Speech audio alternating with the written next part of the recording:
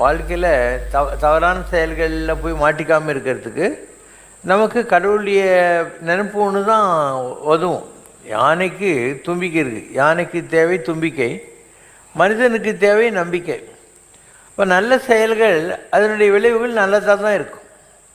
இது நமக்கு தெரியாததுனால நம்ம நல்ல செயல்களை தேடுறது இல்லை. நல்லவை நாடி இனிய செயின் இனிய சொல்லின், நல்ல வார்த்தைகளை பேசுறது, நல்லது செய்கிறது, நல்லது நினைக்கிறது.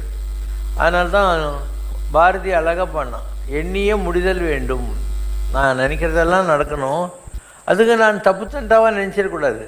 எண்ணிய முடிதல் வேண்டும், நல்லவே எண்ணல் வேண்டும். நான் நல்லதை தான் நினைக்கணும், நல்லவே எண்ணல் வேண்டும். திண்ணிய நெஞ்சம் வேண்டும், மன உறுதி இருக்கணும், எனக்கு தைரியம் இருக்கணும்.